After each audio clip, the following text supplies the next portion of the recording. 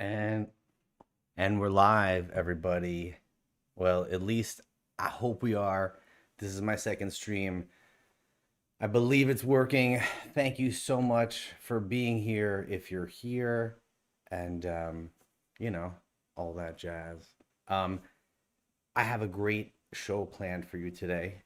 As you saw, right? The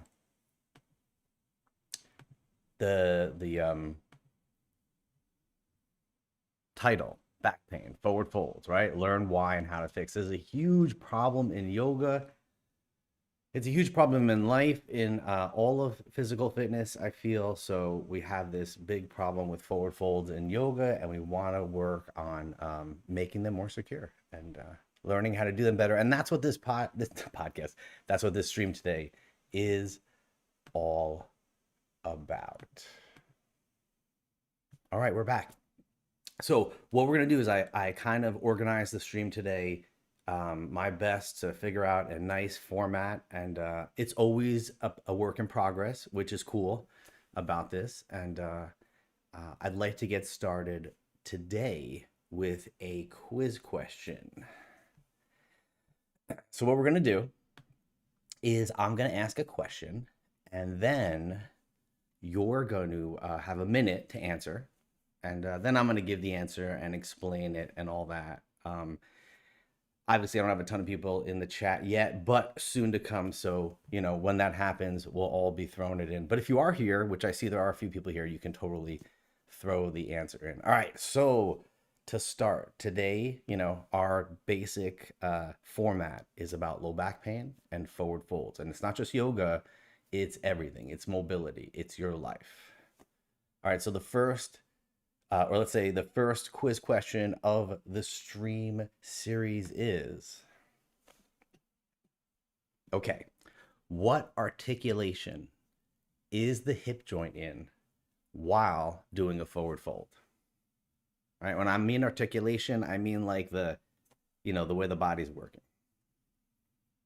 So what articulation is the hip in, the hip joint in when doing a forward fold?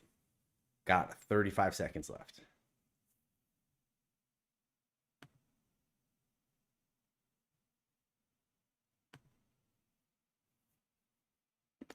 Twenty seconds. You're almost there. Which articulation? What articulation of the hip joint?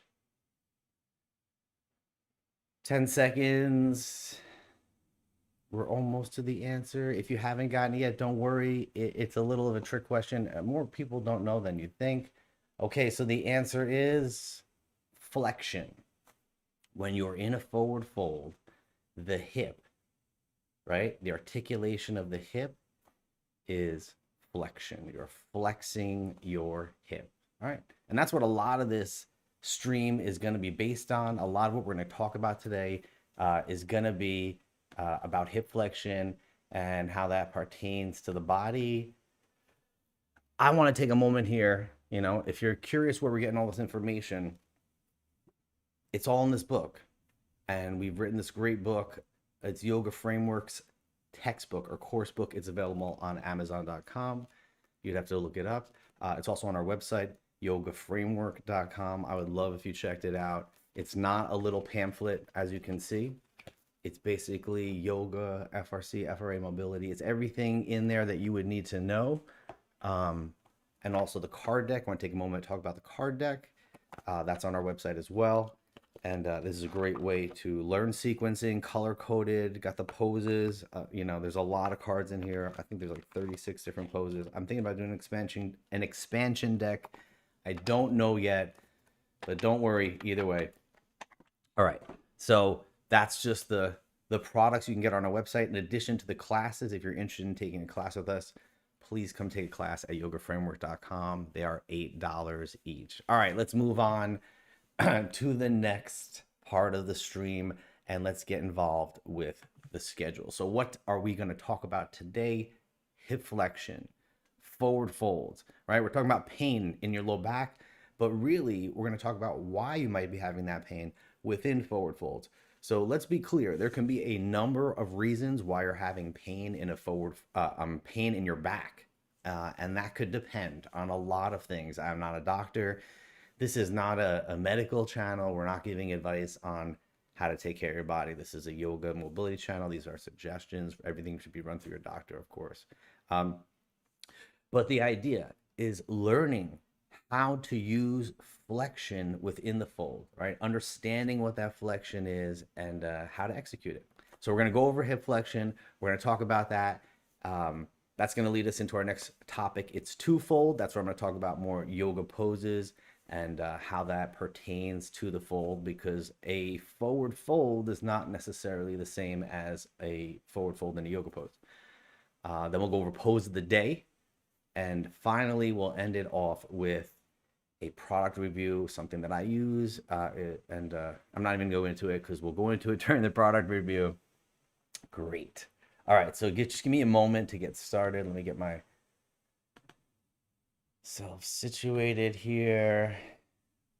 All right, so first and foremost, let's talk about hip flexion. So what is hip flexion? It is the act of physically closing the angle of your hip. All right, so when you stand up, you're extending your hip. When you're in a back bend, you're extending your hip. When you're in a forward fold, you're flexing your hip. Now, what happens in a forward fold usually is people end up passively folding and they just lean into it and they don't really understand what's happening with hip flexion. In my experience, most people that are starting out with learning their body and mobility and yoga and all that really can't flex their hip more than halfway or 60%. And they're missing like this 40-50% of range in hip flexion. And this is huge. And then what happens is we forward fold, we forward fold, we forward fold. We don't build proper hip flexion, which is active in a lot of the poses. And then eventually it takes a toll on the back, the low back, the lumbar. This makes a lot of sense because when you're flexing, you need to be active as well. And, I'm getting a little ahead of myself. So hip flexion in general, closing the joint, a forward fold, the hip is in flexion. The question is the hip flexion active and or is it passive? And do you even know what that is? So I'm going to show you that. We're going to go over what that is. Okay. I'm just going to show you one quick little thing. I'm going to hop over to the studio. All right, give me a second here. Actually, let me switch mics. Don't forget that.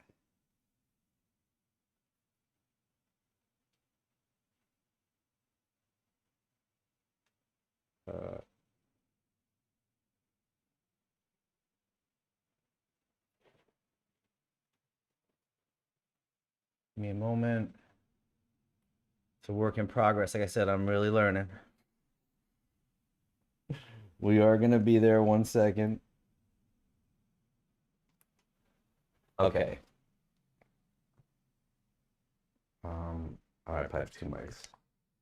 All right, I'm sorry if that was an echo for a minute. Okay. We're going to go over here. What is hip flexion, right? How do I develop it? Just in general, when I talked about people only having, let me just make sure okay. When I talked about people only having, let's say 50% hip flexion, this is what I meant. So when they go like this, they can only take the leg to about here, maybe a little higher. Realistically, you should be able to close the hip here, right? So flexing my hip is a complete closing of the hip. And like I said, you can use the wall. Most people can only go halfway, something like this. You want to be able to hold it all the way. So that's really what we're talking about when we mean hip flexion in the body. Another way to think of it as active is you could take a prop or something. Actually don't have anything too great here. Let me take this. This is simple. Just a ankle weight, but whatever. Just think of it like as a blanket. and I'll put it in the crease of my hip. And I'm gonna squeeze it like this. And I'm gonna try to hold it. This is another way to see hip flexion. Can I close the joint and maintain a closed position as flexion? All right, so real simple. That's hip flexion. That's the action in the joint that we're looking for. And let's move on to the next part.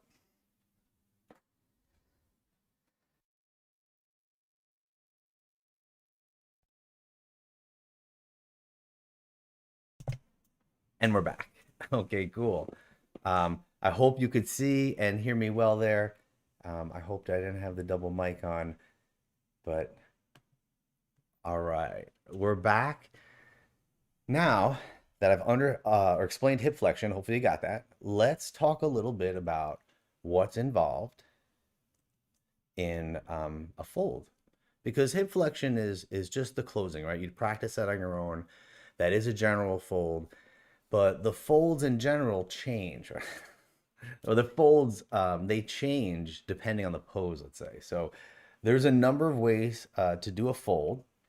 I'm not going to get too crazy into what it takes to do all the different folds, because we're gonna save spinal flexion for a little different part. But I'm going to talk a little bit about it, and we'll see how it's used later in the folding process. But right now, we're just going to talk about more yoga pose folding. So flexioning your hip, closing the hip. And what you'll find is when you do that, you might limit the knees or something. You might find a limitation somewhere else in the body. And we're going to go over that more as we go back into the studio. But right now, I'm going to touch on the spinal flexion. I don't want to confuse you too much because I want to spend like a whole episode really doing spinal flexion. Right here, I want to touch on the idea of the yoga poses being twofold. So you have hip flexion, right? You're closing the joint. That is the number one priority of the fold, always. So no matter what the fold is, yoga, non-yoga, it doesn't matter. The hip joint closing is the actual fold, or that's what we would, let's say, define the fold as. Now, when we talk about yoga, and let's say the forward fold, standing forward fold, what happens a lot is people either lock the legs, which prevents them from going down all the way. And while they are flexing, they might get more of that, right, 90, or a little more less actually angle in their body when they're forward folding. Also, what happens there is people tend to hang in the back, like round their back. And you might say, well, isn't that, spinal flexion, or isn't that the idea, you're kind of doing that. And it is kind of, but it's not active, and that's the problem. So when you're forward folding and using your spine, spinal flexion is a way that the yoga pose kind of lays the top over the pose.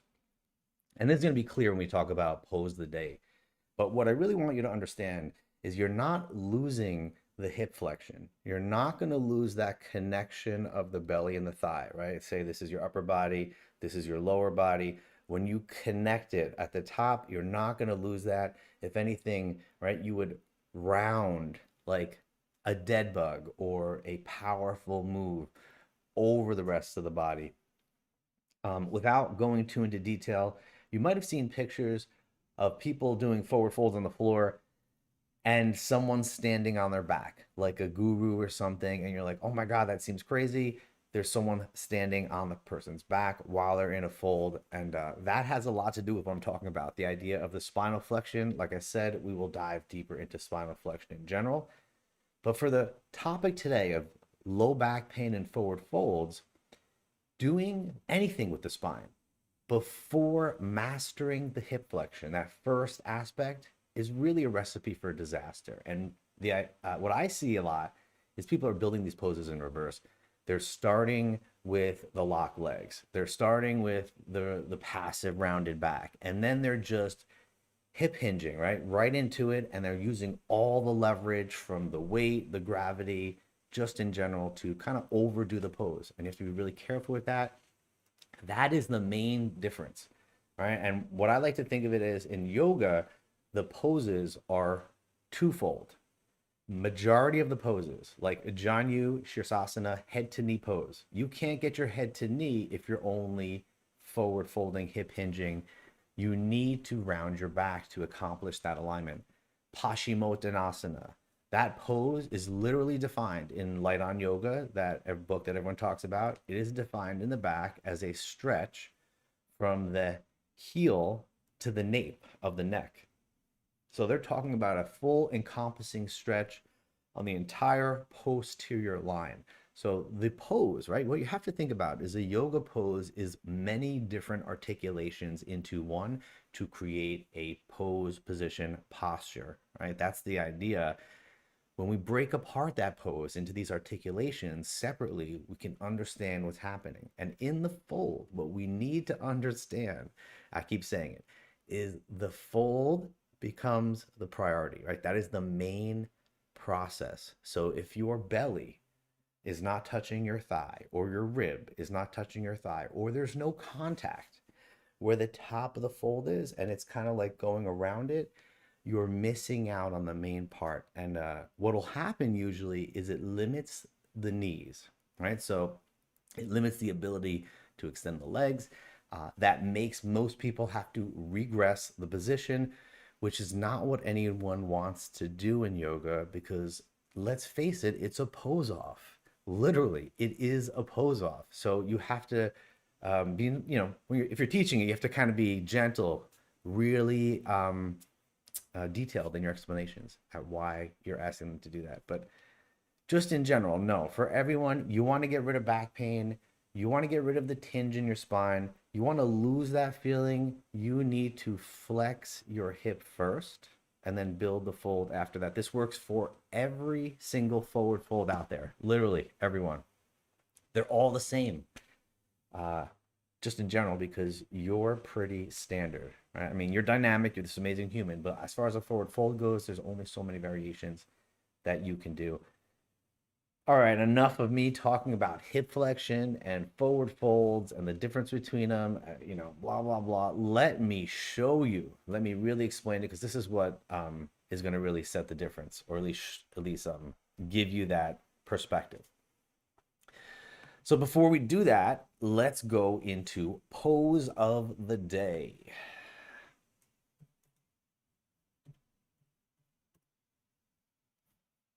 All right. Pose of the day.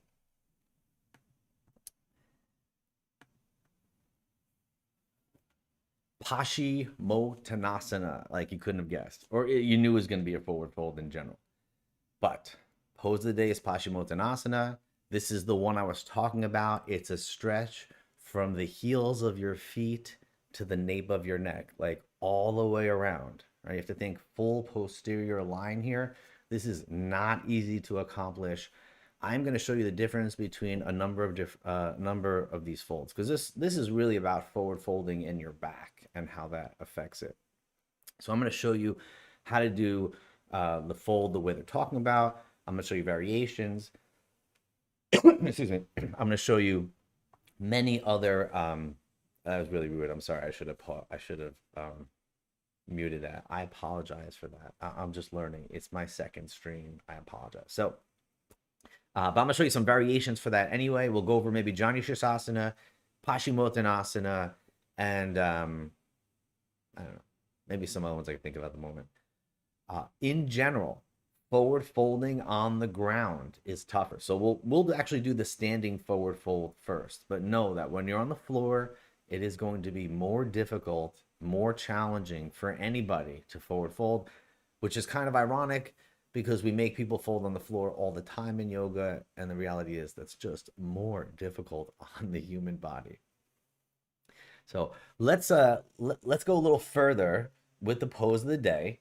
I have the articulations made up, and I want to just go over them one by one. Let me just pull them up. Give me a moment.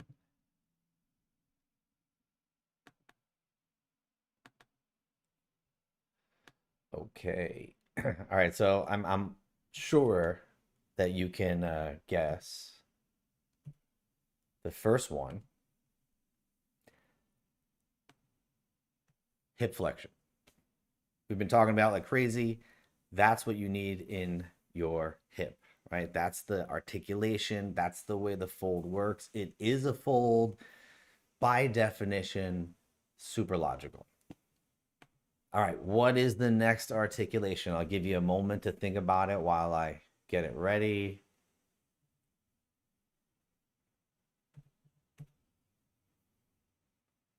Knee extension. I talked a little bit about it. I didn't want to say too much because I wanted to wait to this part. But the other main articulation in a forward fold or in Pashimotanasana or most forward folds in yoga, because they are very similar, they're twofold, is knee extension. But that is not the first priority. That is the second. And you'll see what I mean when we go out there. There are different ways to stretch, right? Active, passive, dynamic. Right now, we're just talking about general yoga alignment and how to do that. If you want to know more about active, passive, and how to really incorporate that stuff in there and how to really change that practice, that's in the book. And as we go on these sessions, I will cover all that. Again, this is only the second stream. I don't want to go too crazy. I tend to do that. Go too fast. All right, so knee extension, that's what you need. The second priority of a forward fold. You have pain in your low back, hip flexion first, the knee extension second. Now, if your legs are shaking or something when you do knee extension, that's a good sign. That's your nervous system. Don't move away from that. Okay, what do you think? There's one more main articulation that we're going to work in the forward folds. I also said it, if you remember, 3, 2, spinal flexion. So it's very important to flex your spine as the last and final part of the movement. Again, these are for mostly Pashimotanasana and other yoga folds.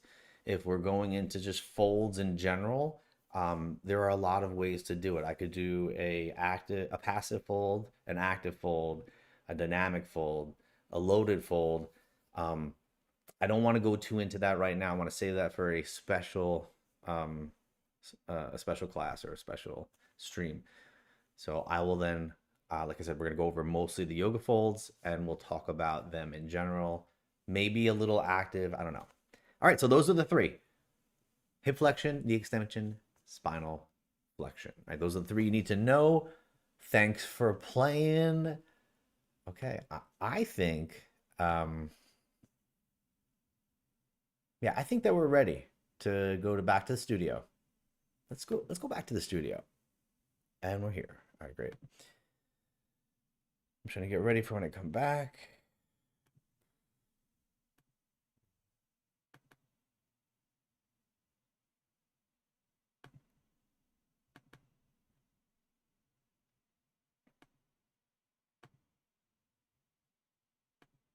Okay, and let me just get my mic. I apologize. Like I said, I'm new to streaming.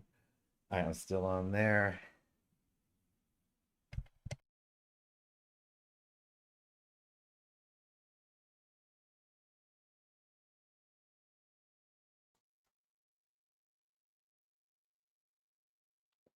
Hello. All right, I think I'm here.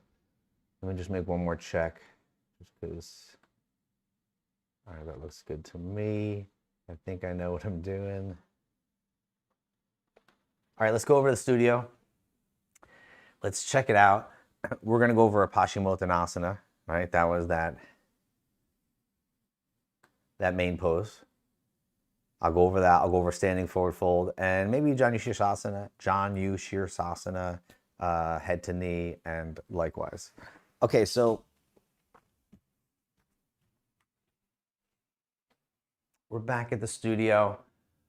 I want to start with just the standing forward bend, right? Because that's, or let's say Uttanasana really, because that's the more common one that you're going to start with.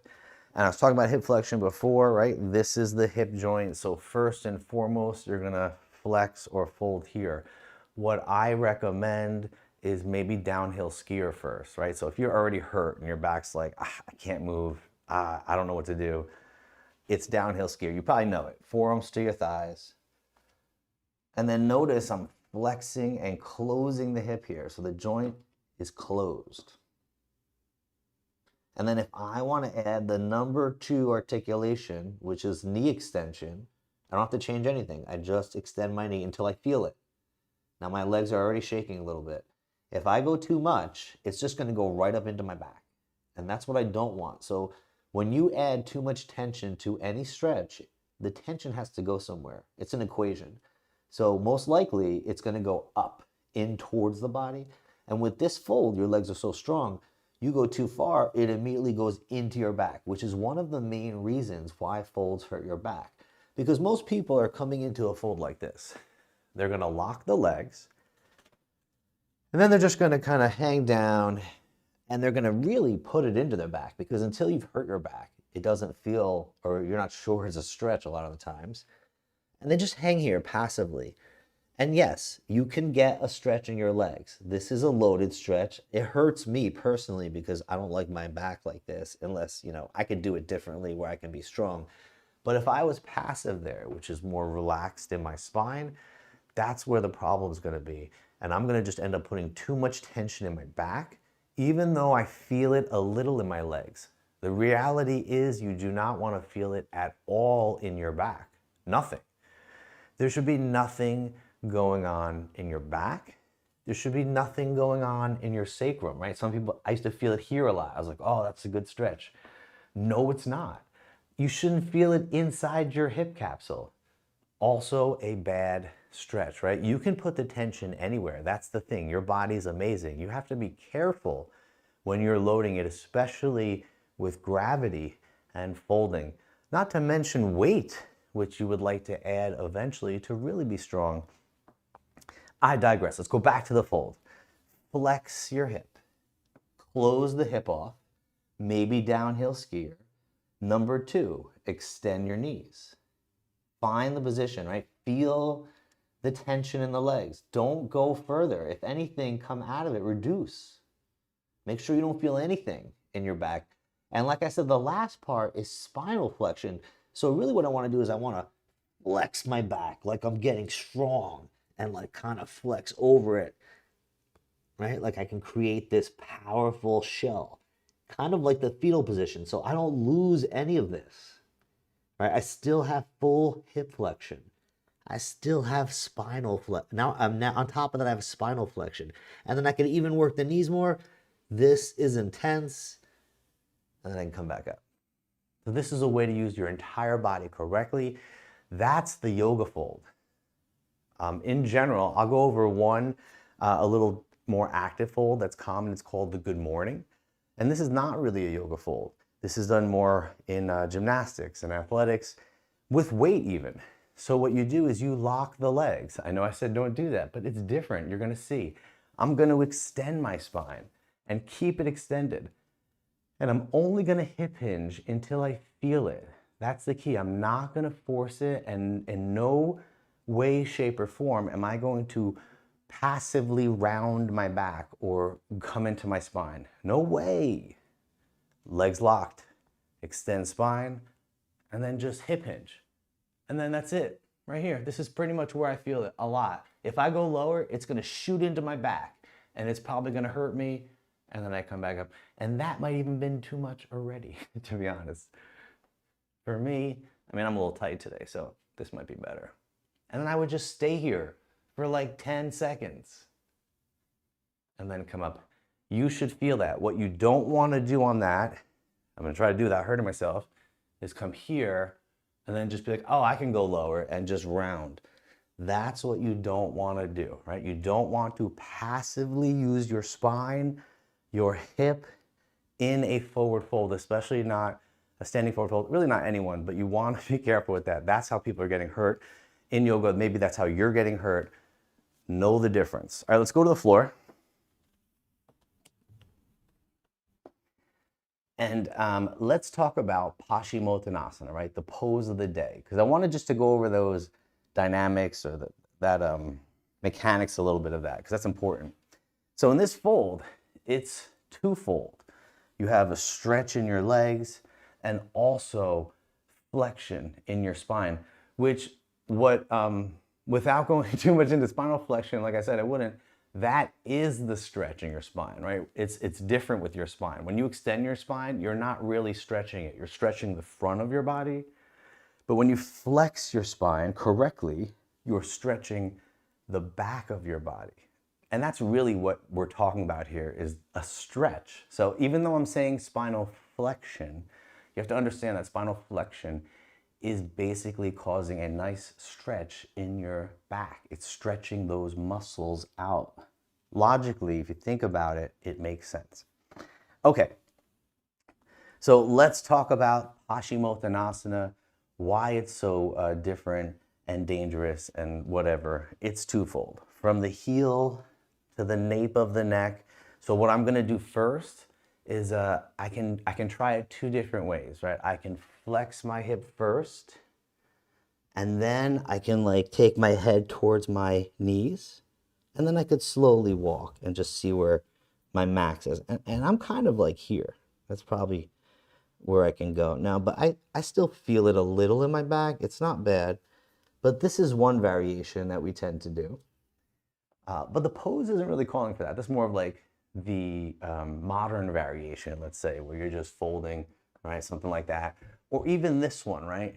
This is one people do a lot. This is the same thing as I was talking about, the standing one, where people are just rounding their back, but your head is already beyond the knee. In Pashimotanasana, the alignment is the head, the forehead, the third eye, down towards the knees. So if you're reaching this way, you're going too far, and you're also probably straining your back. So when I say twofold, I'm flexing my spine, or I'm folding and then flexing back to create the rounding. And you can see how my head would eventually align, right? I'm totally not flexible enough to be doing this pose yet correctly, because that's what they're calling for, right? Head to the knees, rounding, flexing my spine. And this is why a lot of people would be able to create that flexion where people or a teacher, a guru has stood on their back. I don't recommend that either, but I could see it if you had the room. Janu head to knee pose. It literally is telling you. So if you're reaching this way, hip flexion, and rounding your back, right? My head is beyond. It's here to the knee. And yeah, you could say I could do that, but really I'm still beyond. And if I had a great stretch, I could go beyond. You see people go beyond all the time. But the pose is really calling for hip flexion, back flexion. Right, and there we go. Again, I can't do it because I don't have enough room. I'm tight. I did a lot of work this week. I just rode a bike yesterday, so my legs are a little tight. But like I said, when I do that, right, when I flex my hip first, I close the hip, flex my knee extension, flex my spine. And that's it. That's where I got. Eventually, right, that'll connect perfectly. And that's the alignment people are talking about. That's why I say a lot of the yoga poses, a lot of the yoga folds are twofold. Not all. But a lot of the tight folds like this, they are calling for proper hip flexion and proper spinal flexion. What happens commonly, the mistake, just like standing, is people do this. They round and they just dump, and they could feel it. I mean, I could feel it back here, and I've had issues with my back. So if you haven't ever hurt your back, you might not feel it as much. You might think it's a stretch. You might not understand. That's the problem with the yoga poses too. They're complex, they're advanced. You have to take the time to think about, where is the stretch? Where should I feel it? That's what you should be asking your teacher. If you ever wondered, where should I feel the stretch here? They should always have an answer for that in every pose, and be able to explain it. All right, let's say we did Pashi, we did Janu Sirsasana, I did the standing forward fold. I went over a little of that, the good morning stretch. All right, I'm gonna go over the standing forward fold just a little bit more. So for those of you that are like really tight, you can't do this on the floor. You probably can't even come to the ground. Like your back hurts so bad. It's hard to even stand and sit on the floor in general.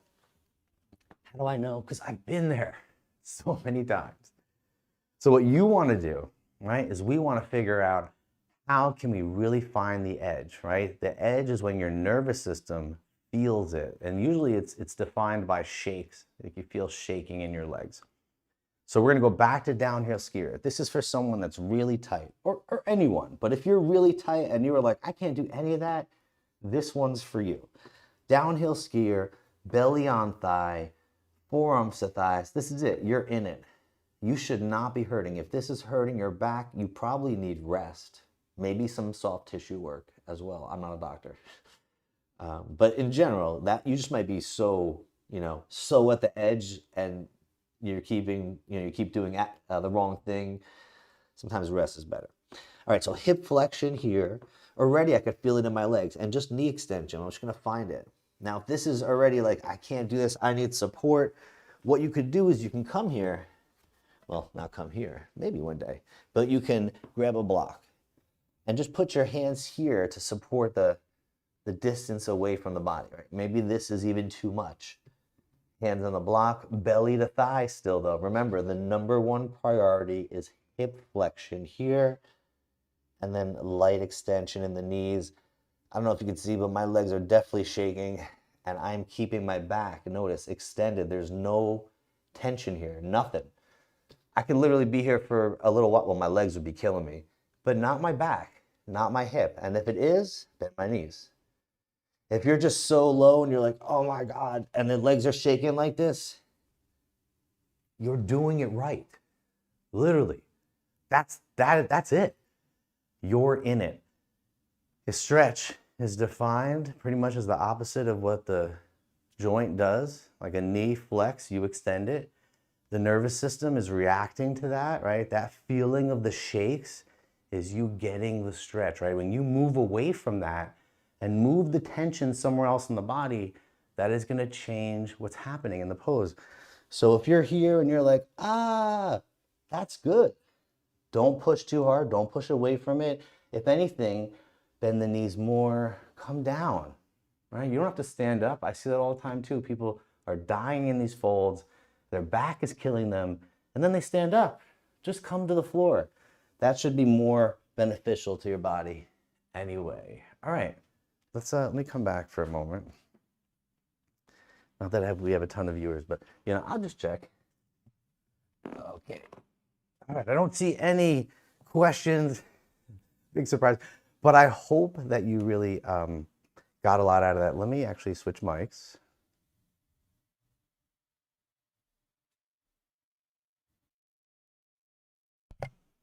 All right, okay, we're back. And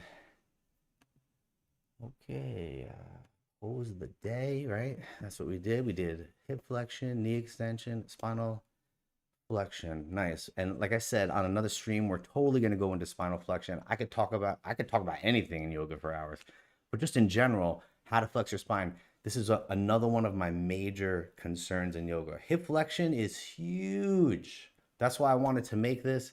It's so important in your body on how to fix things. You're always folding, literally. So it's very important.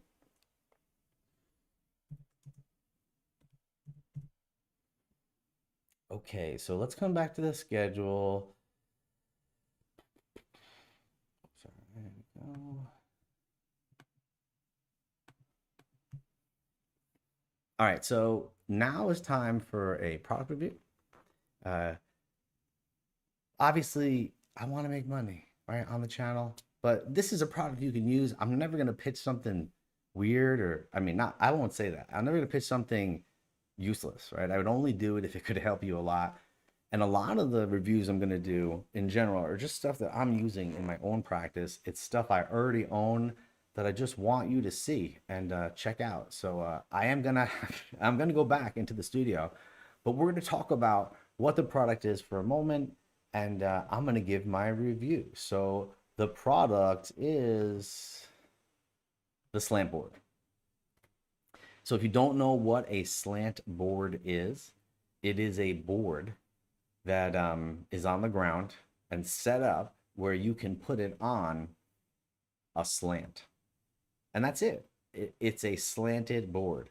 And what happens is you're able to use this angle to help you in your stretching, in your lifting, anything, right? It changes the articulation, the angle, the movement of your ankle.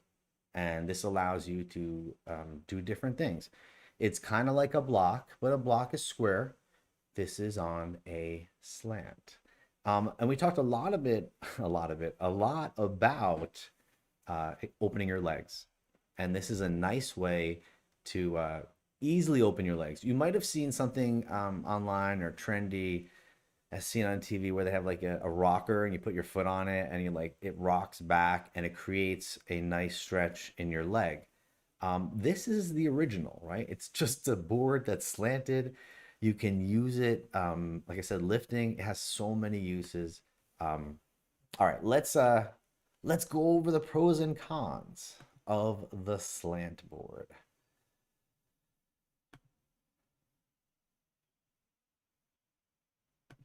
I'm almost there. Okay, so when we talk about the pros, oh, I'm sorry, I just have to click this. I don't know why I'm doing that. Like I said, I'm not even going to make any excuses anymore. We're just going to wait. Okay, the pros. Number one, low cost. The slant board is relatively cheap.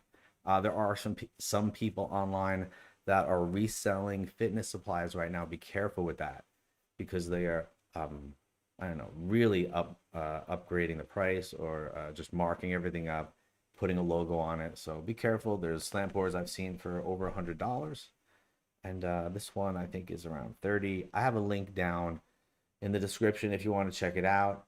In general, that's the exact version I bought. Okay. What's the other benefit? Positional isometrics. And I didn't really talk about this, but what it is you're basically putting the angle, right, of your ankle in a position and you can isometrically apply weight, which is basically just standing there with the angle helping you to stretch.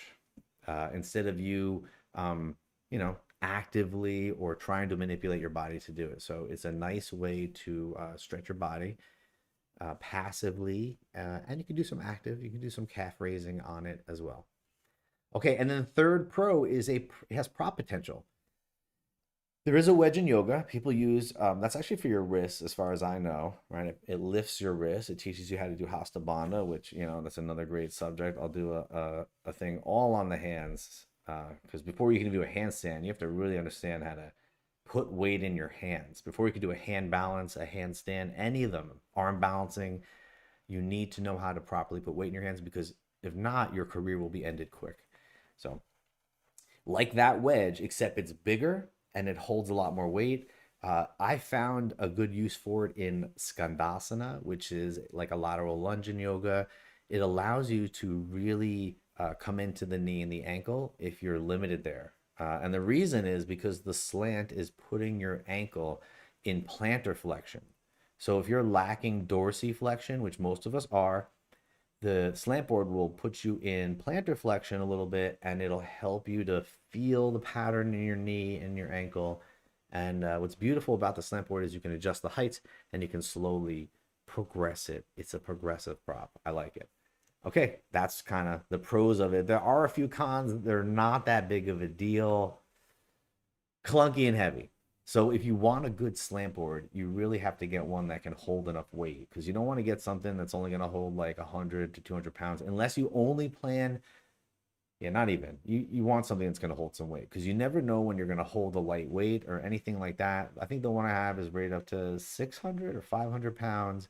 I would say at least 300 pounds. Like I said, you can check the description. It's below in the description. And it's a little heavy, hard to carry. And it didn't come with a storage case. Now, like I said, there are other versions and they do have storage cases, but you will pay a lot of money from what I've seen. I don't know, upwards of $100 something to get a storage slant board solution. So I would say get the cheap steel, like this metal, awesome slant board and find a way to store it yourself. Come up with your own storage solution. All right, that's the product review, the slant board. Check it out. You can also stand on a hill and create your own slant board. and do that. If you've ever stood on a steep hill and facing up, that puts you in dorsiflexion, right? And then you turn around, that puts you in plantar flexion. And sometimes when you do that, you feel good, right? You feel a nice stretch, and they're different. One's in the front of the leg, one's in the back of the leg. This is the beauty of learning articulations and understanding how things work in the body. Cool, cool. So I'm going to go over and show you the slant board for a moment here. Okay, we're back on the other mic. Let me go over to the studio.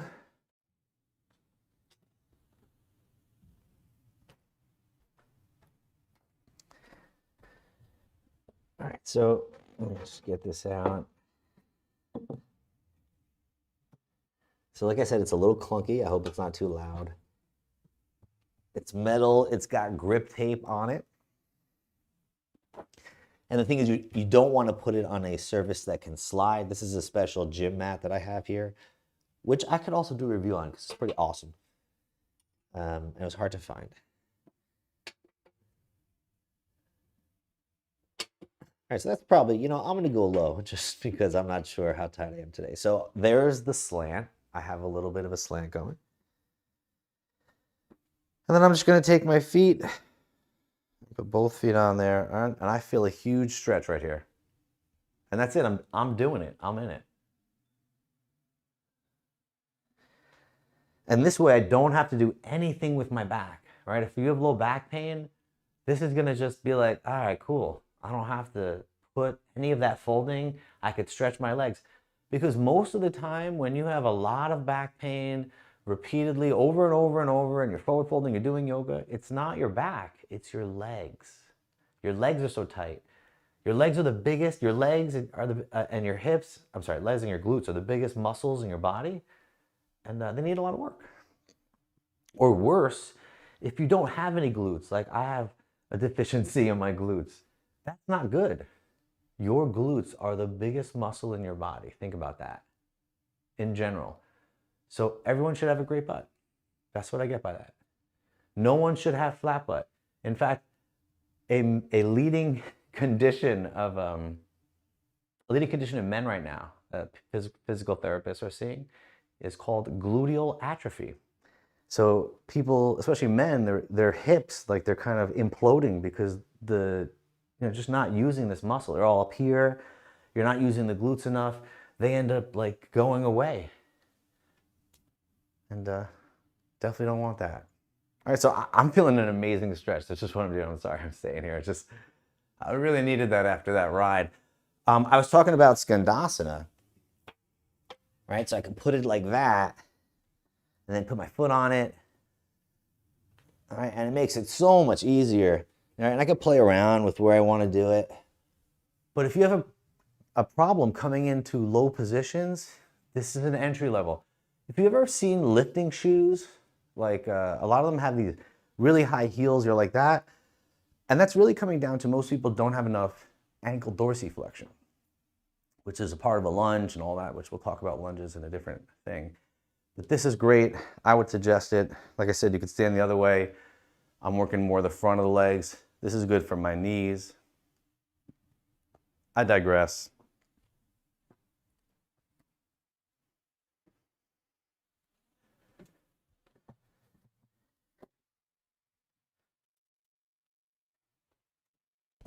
And we're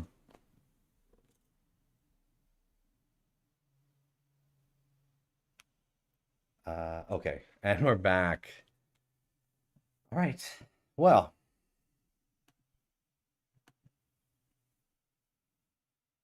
thanks for being here. Really, I thanks for checking it out. I really can't thank you guys enough. I mean, I just started with this, and who knows what's going to happen, but I hope you're learning. One last time, if you're really interested in more of our products, please check out our website. This is the book, Yoga Framework. This is not a philosophy book. Not that I don't love philosophy, I do, but no one's right in philosophy. It's philosophy, which is awesome in itself. This is about yoga movements. This is about stretch physiology. This is about what they talk about in FRC, mobility, whatever you want to call it. because I'm also certified in that. But this is about all that stuff. And it's textbook. I explain all the different types of stretching. I cannot recommend this book enough. It's on Amazon.com. It is also on my website, yogaframework.com, our website. And then the yoga sequence deck, which I haven't really talked a lot about. I just wanted to, mention it. It is a card deck for yoga. There are a few products out like this. I was inspired to make this product based on how basic those products were. So in this deck, you can sequence Surya Namaskar, a modern version of Surya Namaskar, Surya Namaskar B, the Vinyasa sequence, full, half, and what I like to call the quarter Vinyasa, which is more modern version, and more. And those are all color-coded sequences you could just out of the box figure out. It's not a kid's tool. This is a learning device, and it's it's kind of advanced actually. But you can check it out on Amazon. I do not have any for sale on there right now, but you can get them on my website. You can read the reviews on Amazon if you want. I don't know. I guess I just want to thank you guys all for being here. Wow, I've been on for a long time. Surprise, surprise. All right, cool. Have a wonderful day. Whatever your preferred salutation is. And I just want to thank you guys for being here. Hope to see you soon. Every Monday, Wednesday, and Friday, I'm working on doing this around 11:30, 12 the latest, but that's what I'm looking to put out. So if you missed the stream, don't worry, you're watching the replay. That's cool. Give me some reviews. Be like, yo, you talk too much. You shut up so much. Whatever you want. I love it. And have a great day.